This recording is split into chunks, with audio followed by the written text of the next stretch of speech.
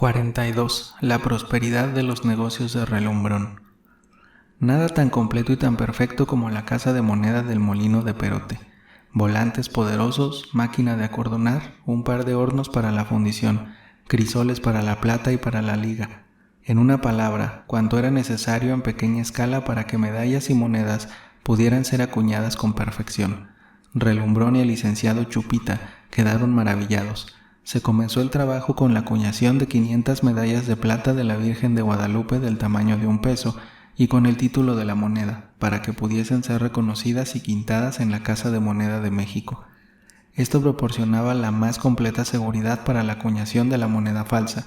El platero mismo llevaría las medallas antes de entregarlas a los canónigos, a la Casa de Moneda, sin tener que ocultar que para esta industria legal tenía los aparatos necesarios, y en caso de una denuncia y de una visita de la justicia, no encontrarían en el molino más que medallas de vírgenes y de santos, y esto, en vez de ser un crimen, aparecía como una industria piadosa. Había en el edificio escondirijos de tal manera disimulados para ocultar la moneda falsa que escaparía al más minucioso registro. Con esto y con la cómoda y hasta lujosa habitación destinada al director, la frescura y belleza del sitio y el hallarse lejos de su mujer, el licenciado Chupita tomó con verdadero placer posesión de su empleo y se creyó el hombre más feliz de la tierra. No pudo menos de reconocer y manifestar hasta con palabras tiernas que Relumbrón era su doble salvador y le debía, primero, la honra y en estos momentos la quietud y la felicidad para el resto de sus días. Después de la acuñación de las medallas, siguió la de los pesos. Los operarios, ejercitados de años atrás en el oficio, en las cuevas de las montañas de Tlaxcala, se portaron a las 1000 maravillas, manejando con destreza la maquinaria, haciendo las funciones con acierto y secundando en toda al platero, que consideró que apenas sería necesario un viaje cada 1 o 2 meses, pues todo marchaba perfectamente sin necesidad de su presencia, tanto más cuando que la gente estaba por su parte enteramente contenta con sus nuevos amos y más que satisfecha de su situación. Un par de pesos diarios de jornal, buena comida, mejor habitación y un tanto por ciento en las utilidades. ¿Qué más querían? Se habrían dejado matar 1000 veces antes que denunciar a Relumbrón y al platero. En cuanto al molino, con unas cuantas cargas de trigo que había en la hacienda de la cosecha del año anterior, se puso en movimiento y dio igualmente el mejor resultado. Era una turbina que por primera vez se ensayaba y que más adelante se adoptó en la mayor parte de los molinos de México y de Puebla. Relumbrón y don Santitos el platero regresaron a México, trayéndose las medallas de la Virgen de Guadalupe y 2 talegas de pesos falsos que revolvieron con los buenos, y así comenzó desde luego a circular esta nueva moneda que de verdad era tan perfectamente imitada que 1 peso legal de Guanajuato y otro de la fábrica del molino se parecían como 2 gotas de agua. Después de una larga ausencia y de acabar tan peligrosas hazañas, Relumbrón, a su regreso a México, sintió la necesidad de descansar siquiera una semana. Le dedicó a su familia, a sus queridas y a sus amigos. Abrió las cajas que le habían llegado de San Juan de los Lagos y comenzó a repartir sus regalos. Los más preciosos, debemos decir con verdad, fueron para su hija y para doña Severa. Este hombre fastuoso, perseguido por la monomanía del robo, disipado jugador, goloso e insensible, cuando estaba delante de Amparo, que era su adoración, se convertía en el más moral, en el más honrado y en el mejor de los hombres. Llenaba de caricias y de elogios a su hija, le daba oro nuevo para que lo guardase y no había objeto precioso en los almacenes y tiendas de México que no se lo comprase. Se podía decir que Amparo era rica con solo lo que le había regalado su padre. En esos momentos, éste sentía un agudo remordimiento y tenía miedo, no por él, sino por Amparo, si llegase a saber que su padre era el director de los ladrones. Formaba el propósito de limitar a sus especulaciones conservando solo las que no le ocasionarían ningún género de peligro y aún abandonar esas mismas cuando ya tuviese una buena cantidad de dinero.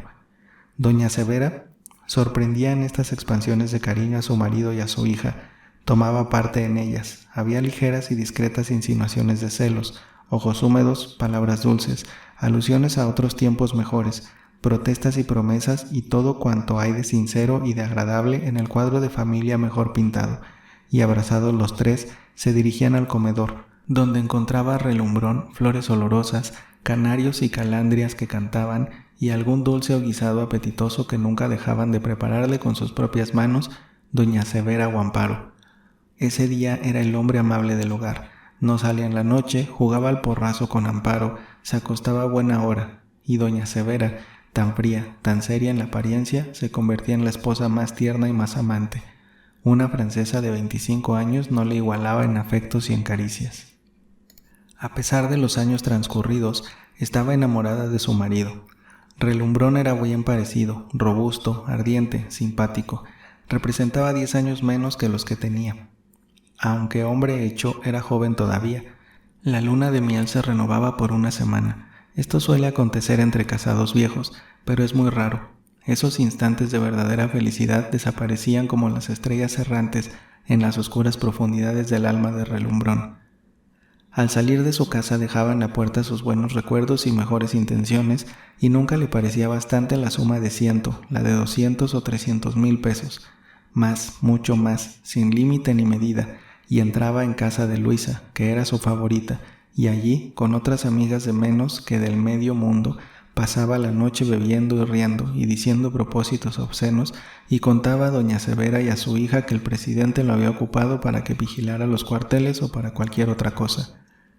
Las primeras visitas que hizo Relumbrón después de la de Luisa fueron a la casa de don Pedro Martín de Olañeta. Regaló a Coleta y a Prudencia medallas de plata y cintas y medidas benditas de Nuestra Señora de San Juan, sin olvidar un par de las medallas de Nuestra Señora de Guadalupe acuñadas en el molino.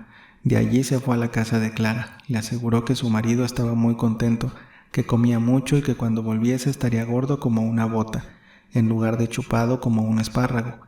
Clara hizo un gesto de desprecio, pero cuando le añadió que le traía de su parte 200 pesos, sonrió y cambió su semblante. Al fin, no es tan malo mi marido, dijo, y siempre se acuerda de mí, pero dígale usted que este dinero apenas me basta para pagar lo que debo y que me mande más inmediatamente. Figúrese usted que no tengo vestido con qué presentarme en la tertulia de usted. El último, que costó 120 pesos, le he llevado ya 2 veces. Se lo he dado a vender a doña Viviana, la corredora, y le han ofrecido 10 pesos. Relumbrón le aseguró que no carecía de nada, que el molino molía día y noche, y que como el licenciado estaba interesado en las utilidades, dentro de pocos meses le sobraría el dinero. De la casa de Clara se fue a la de las marquesas de Vallalegre, que tenía mucho empeño en que concurriesen sin faltar un jueves a la tertulia. Las encontró tristes y cuidadosas. Habían oído decir quién sabe qué cosas que no querían creer. El marqués les había escrito muy lacónicamente 2 veces, anunciándoles que venía, pero pasaban semanas y no llegaba. Relumbrón las tranquilizó y, picándole la curiosidad, se decidió ir a la casa de don Juan Manuel. Sabía que doña Agustina tenía siempre mucho dinero en unas cajas de cedro, que los caballos de la hacienda del Saúz se habían vendido a muy alto precio y que su importe había sido pagado en México, que no había más hombres en la casa que el dependiente, que se retiraba a las 6 de la tarde, y el portero, que era ya viejo, incapaz de defenderse. En cuanto a las criadas, no sabía el número, y eran temibles por los gritos y escándalo que podrían hacer, pero ya se vería. Comiendo bien el apetito, como dice un refrán francés. De la visita y la conversación con las marquesas de Vallalegre, le vino la idea de explorar la casa de la calle de don Juan Manuel y le puso la puntería. No era amigo del conde, porque éste no tenía más amigos que don Remigio, pero sí era conocido, y como los dos eran espadachines, varias veces se habían medido en la sala de armas de la casa de don Juan Manuel. El portero, el dependiente, los criados, todos lo conocían y se quitaban respetuosamente el sombrero cuando entraba, y el conde había dado orden que le avisaran a cualquier hora del día o de la noche en que el coronel se presentara. Andando de la casa de las marquesas de Vallalegre a la del conde del Saúz, Relumbrón formó su plan. Tocó la puerta, siempre cerrada. El portero espió por ojo de buey y, reconociendo a Relumbrón, le abrió la puerta. «Venía a saber de la salud del conde», le dijo al portero. «He sabido que salió de la hacienda hace más de 4 semanas y supongo que estará en casa. Yo estaba también de viaje y por esa causa no he venido, pero hágame favor de anunciarme». El portero, que esperó que acabase, le contestó: «El señor conde no ha regresado. Hemos sabido aquí que tanto él como la señora condesita están mal, y quizá por eso ha venido un avío de la hacienda por doña Agustina.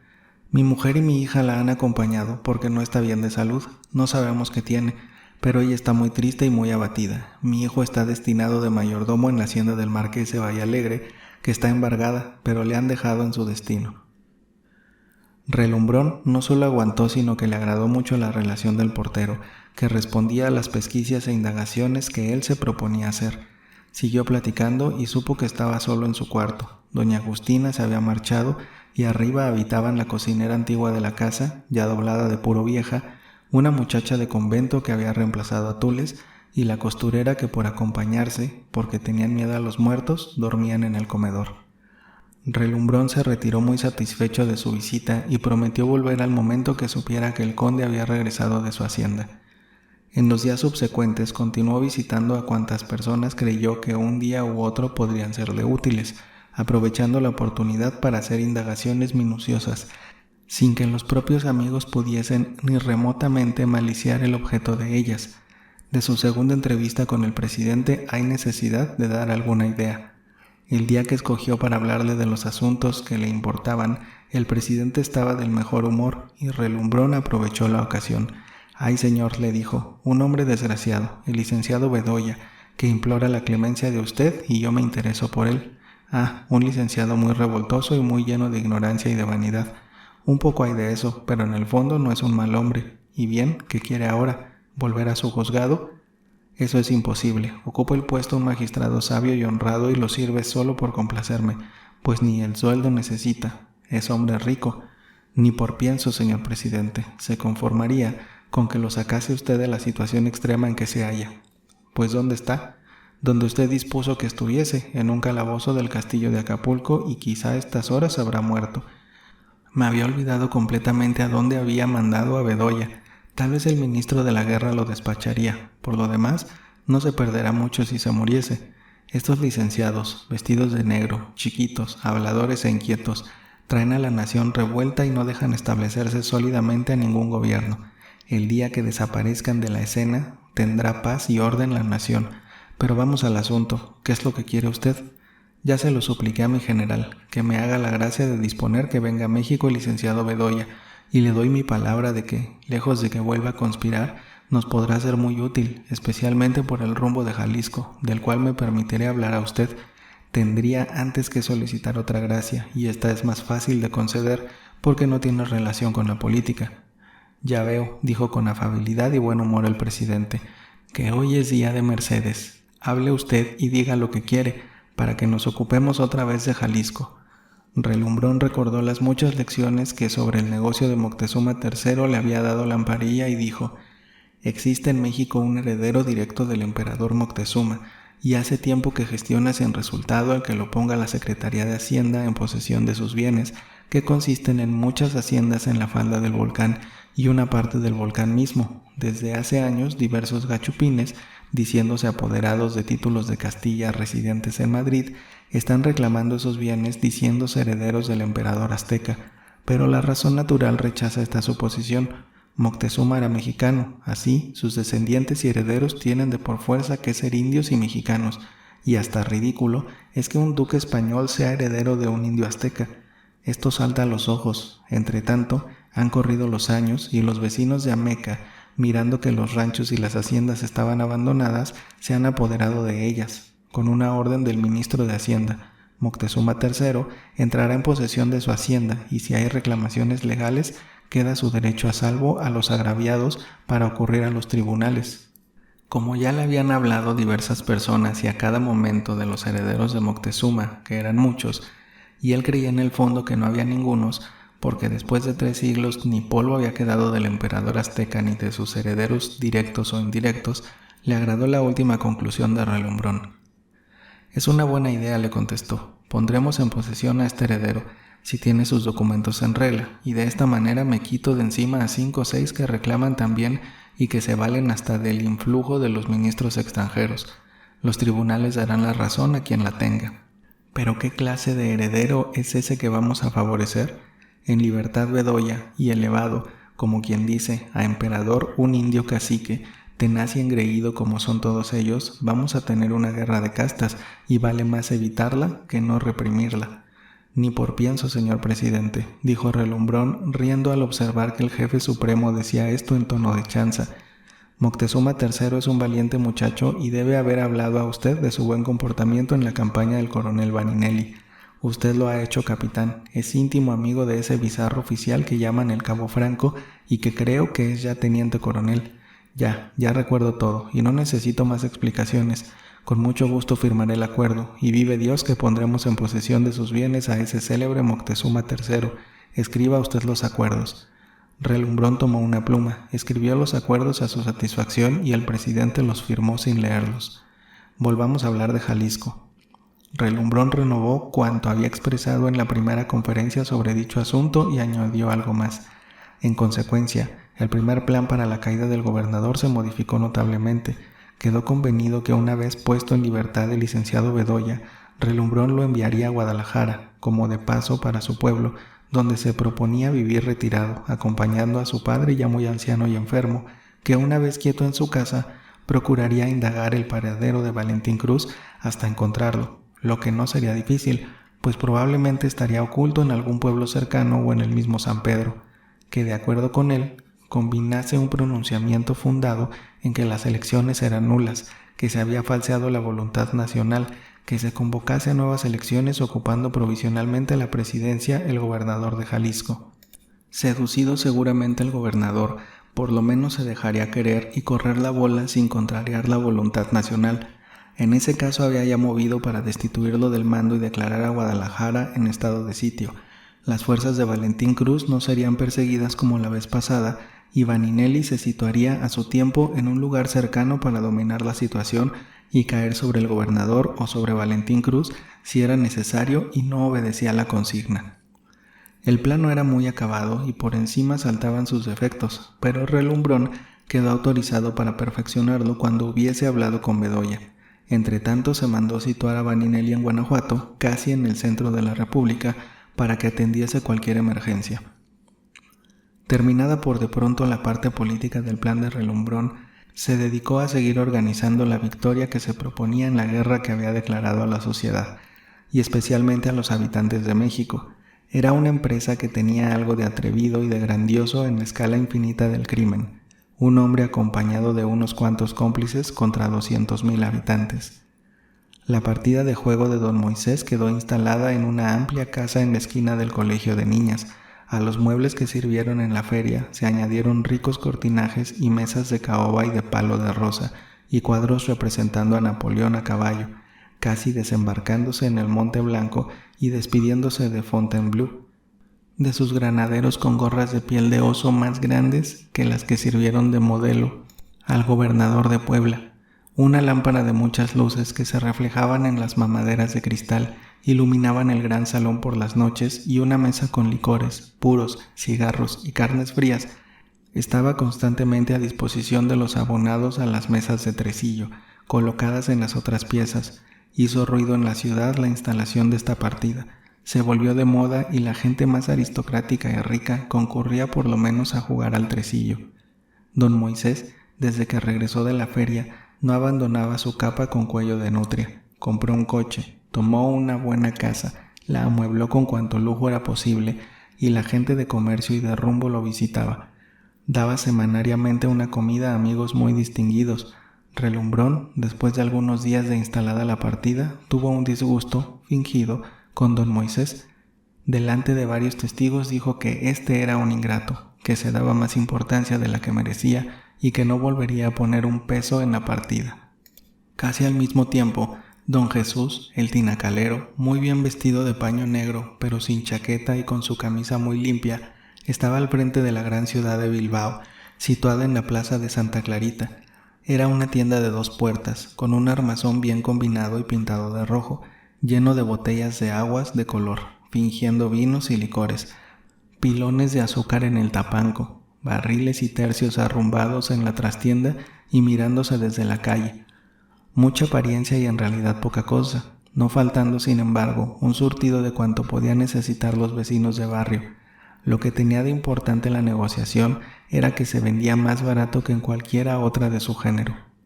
Costó algún trabajo conseguir los corrales, pero al fin el platero, por interpósita persona, se arregló con los trujanos, que le arrendaron el mesón en que hizo su pequeña fortuna en Gran Mexicano San Justo y un corral con caballerizas y pila para dar de beber a las bestias. En una casa vieja, pero grande como un palacio, situada en la calle de Montepío Viejo, se estableció el taller de vestuario y tan luego como concluyeron los albañiles y carpinteros, el almacén se llenó de piezas de paño de Querétaro, azul, verde, rojo y amarillo, tercios de manta, paquetes de botones y todo cuanto más era necesario. Relumbrón, con la influencia que había adquirido en el gobierno por su viaje al interior, no tuvo dificultad en obtener una contrata de 20,000 uniformes para caballería e infantería, y desde luego se comenzó el trabajo, bajo la dirección de la corredora doña Viviana que, como mujer lista y entendida, se encargó también de la contabilidad. Los valientes de Tepetlaxtoc quedaron distribuidos en el corral y en el antiguo mesón de San Justo, y Evaristo volvió con sus fuerzas a sus posesiones de Río Frío. Don Pedro Cataño y los pocos muchachos que le habían ayudado en la aventura de las 5 mulas cambujas quedaron en la hacienda en espera de órdenes positivas y encargados, entre tanto, de dar sus vueltas por el Pinal y la Malinche para hacerse dueños del terreno e impedir que se estableciese una cuadrilla desconocida y de mala gente. Juan siguió administrando la hacienda con acierto, aprovechando las lecciones que había recibido en el rancho de Santa María de la Ladrillera, y Valeriano, Romualdo y sus compañeros tenían el encargo de escoltar al licenciado Chupita, que cada 15 días hacían un viaje a México en un coche, dispuesto a propósito y cuyas cajuelas venían llenas de pesos falsos y regresaba con pesos buenos para beneficiarlos con un 25% de utilidad. El licenciado en cada viaje traía a Clara 200 o 300 pesos, pasaba la noche con ella y así el matrimonio era el más feliz del mundo. La organización que dio relumbrón a sus negocios produjeron de pronto un beneficio a la sociedad y a los caminos. Las diligencias hacían sus viajes redondos con la mayor regularidad y sin el menor accidente. Hilario y sus soldados habían adquirido una educación tan fina como si estuviesen recién salidos de un colegio francés. Si los pasajeros les daban algunos pesos, los recibían con buen modo. Si no les daban nada, siempre se quitaban con respeto el sombrero y se retiraban en orden a su puesto. El corredor de gabinete de plenipotenciario inglés hacía su viaje mensual con mayor rapidez y siempre encontraba en el camino gentes de a caballo que le ayudaban a remudar en las postas y lo acompañaban 2 o 3 leguas. Cuando don Rafael Veraza creía que podía haber peligro o necesitaba de pedir ayuda para subir un poco la montaña y evitar los lodazales del camino real, donde no podía galopar, no tenía más que echar mano a su pito y de lo espeso del bosque salía gente de a pie y de a caballo que lo auxiliaba, lo guiaba por las veredas y lo sacaba al buen camino. El ministro inglés estaba encantado de esto y escribía al Foreign Office notas muy favorables a México. En la ciudad habían cesado los frecuentes robos a las casas y en las calles. Las familias vivían muy seguras en Tacubaya, San Ángel y San Agustín de las Cuevas. Mixcoac, algunas veces mapa de los ladrones, parecía un convento de capuchinos. Tal era el silencio y la tranquilidad que reinaba. Don Pedro Martín de Olañeta y los demás jueces estaban mano sobre mano y apenas se ocupaban de riñas y heridas en las pulquerías que ya se habían instalado en el centro de la ciudad. La tienda de don Jesús, muy acreditada, no consentía borrachos ni ociosos. Presentaba un aspecto de orden y de honradez en el manejo y devolución de las prendas empeñadas que recibían, que se captó la voluntad de todo el barrio, pero cuando se cerraba a las 9 de la noche, entraban el tuerto Cirilo y su comparsa y jugaban a la baraja, bebían y combinaban sus robos, aunque de pronto estaban quietos, esperando órdenes, y se retiraban a deshoras de la noche a sus madrigueras, sin atacar ni molestar a nadie. Don Jesús les abonaba un par de pesos diarios y estaban contentos.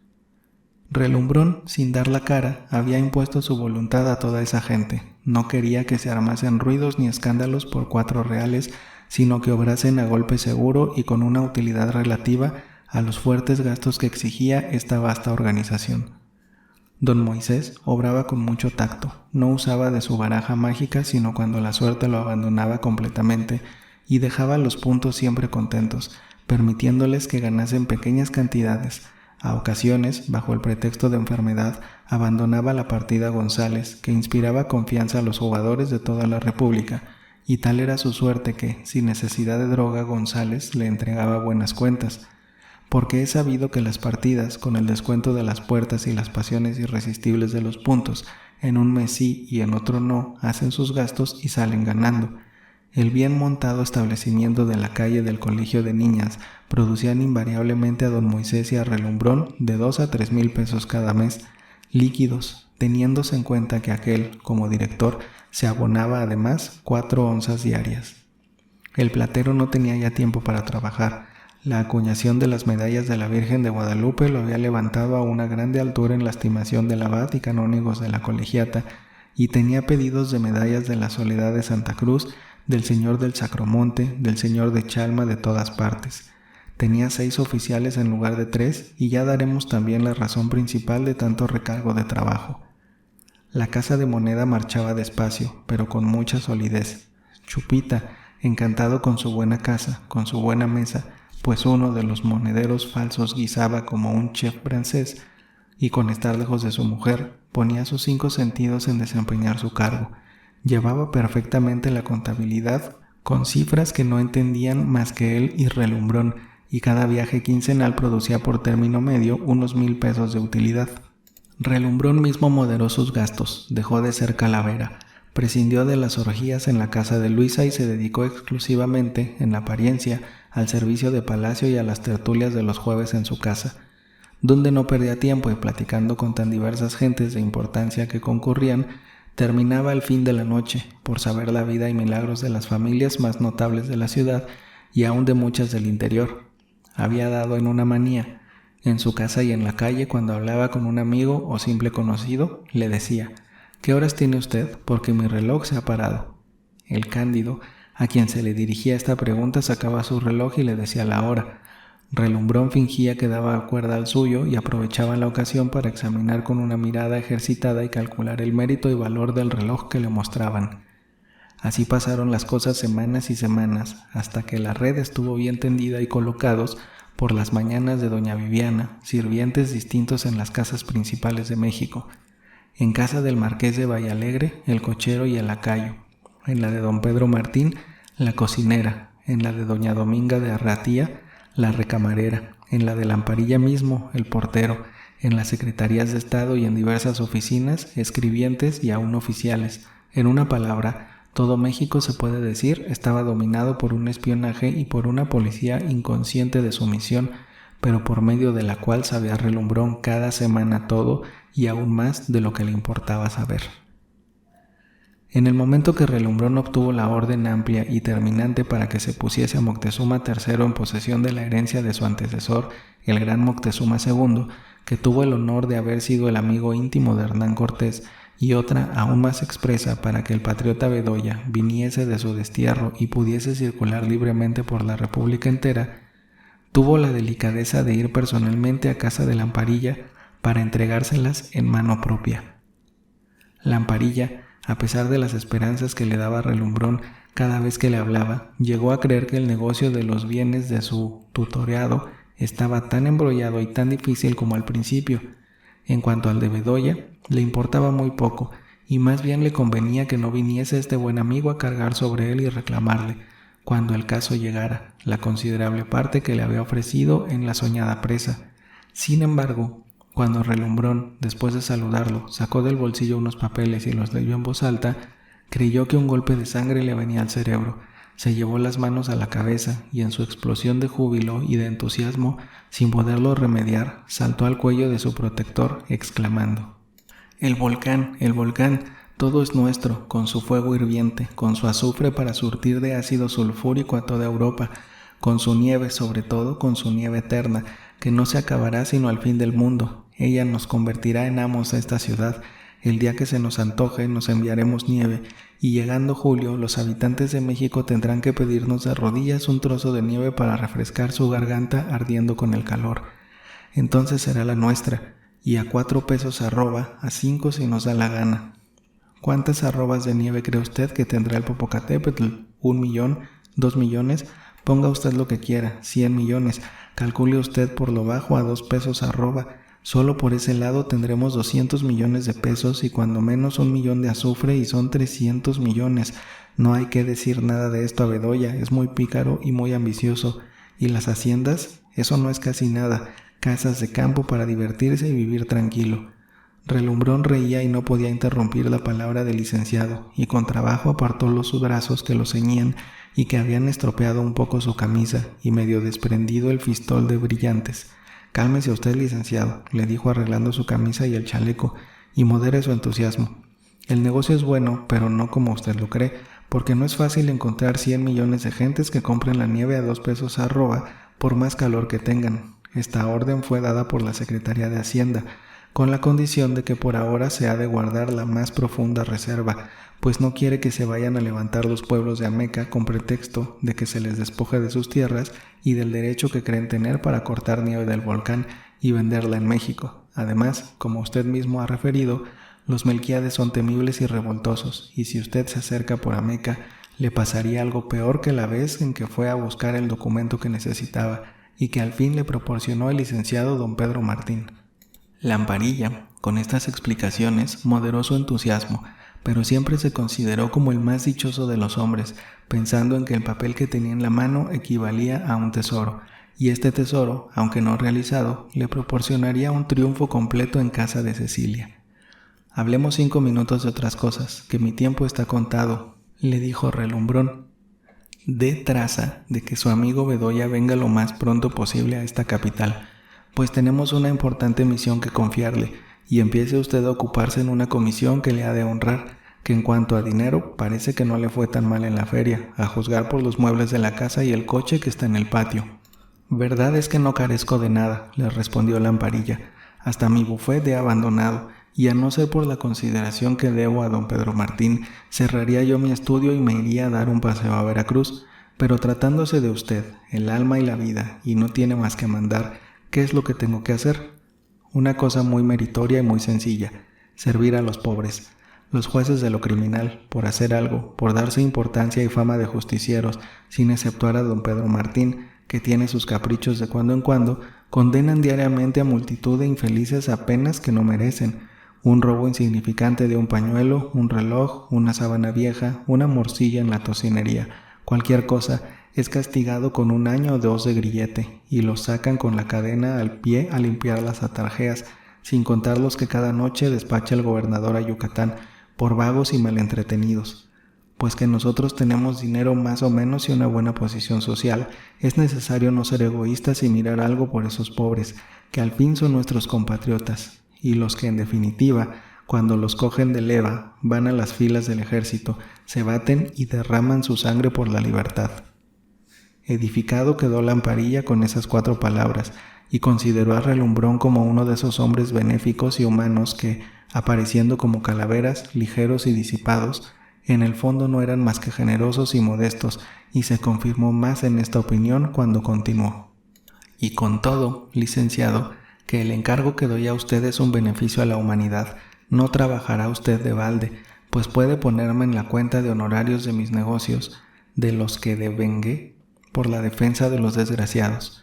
Bastante vivo e inteligente es usted para que yo le dé lecciones y le diga lo que hay que hacer, pero será conveniente que usted estreche su amistad con el gobernador, con los jueces, con los escribanos, con los dependientes, que dé sus vueltas por la cárcel a ver si se ofrece algo a los presos. Ocúpese también de la defensa de las mujeres. Aunque las vea usted en la cárcel, todas son inocentes.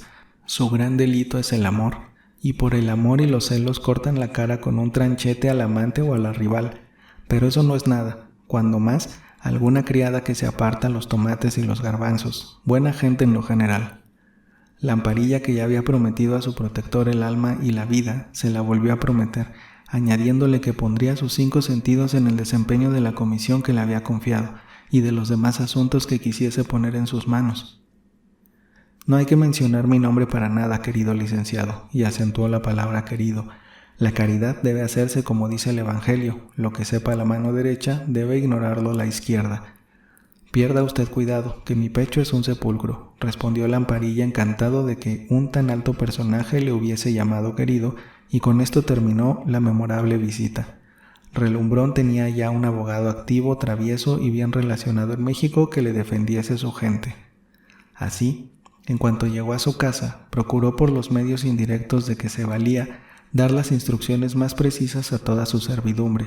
Si caían presos, negar y siempre negar. Suprimida la Inquisición y el tormento, ningún daño habría en negar y sin mucha ventaja. No denunciar a los cómplices ni al pie de la horca. En la confrontación, desconocer a todo el mundo. Fiarse en el licenciado Lamparilla, que los sacaría un día u otro de la cárcel y los libertaría del presidio o de la horca. En cuanto a recursos, nada faltaría a ellos ni a sus familias y no tenían más que ocurrir a la tienda de la gran ciudad de Bilbao.